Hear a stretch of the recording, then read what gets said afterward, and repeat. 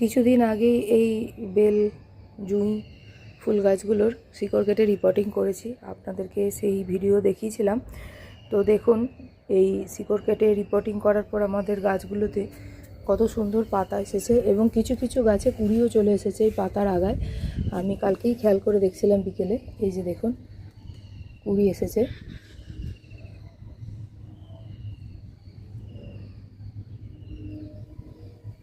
দেখুন এই গাছগুলো কুঁড়ি চলে এসেছে। আর এদিকে রয়েছে জুঁই ফুলের গাছগুলো।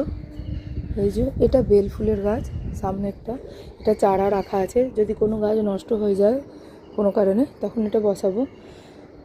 আর এইগুলো হচ্ছে জুঁই ফুলের গাছ। জুঁই ফুল গাছগুলোতে এখনও পর্যন্ত সেরকমভাবে কোনো কুঁড়ি আসেনি, কারণ হচ্ছে যে জুঁই ফুল গাছ একটু লম্বা হয়, একটু লম্বা হলে তারপর কুঁড়ি আসবে। আর হচ্ছে যে এই যে নিচের যে বেলফুলের গাছগুলো দেখুন কেটেছি, সব কটারই খুব সুন্দর প্রোগ্রেস হয়েছে, কিন্তু একটা গাছে দেখুন এই দিকটা, এটার কিন্তু সেরকম পাতাগুলো এখনও বড় হয়নি, যদিও একই দিনে সব কটাকে রিপোর্টিং করেছিলাম। তো এই পাতাগুলো বড় না হওয়ার কারণ মনে হয় সম্ভবত যে এই যে দেখতে পাচ্ছেন এটা ফাঙ্গাস এক রকমের। এই ফাঙ্গাসগুলো প্রচুর পরিমাণে এই টবের মাটিতে কেন জানি না হয়ে যাচ্ছে। প্রত্যেক বছরই দেখেছি যে কোনো না কোনো গাছে এই ফাঙ্গাসটা হয়। এই যে দেখুন বাদামি রঙের ছোট ছোট গোলাকার, এই যে দেখুন। এই ফাঙ্গাসটা দূর করা খুবই কষ্টকর ব্যাপার। কী করে এই ফাঙ্গাসটা দূর করব সেটাই এখন একটা আমার কাছে সমস্যা।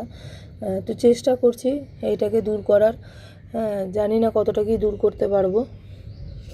এই ফাঙ্গাসটা দূর না করতে পারলে কিন্তু এই গাছটার খুব একটা ভালো প্রোগ্রেস হবে না।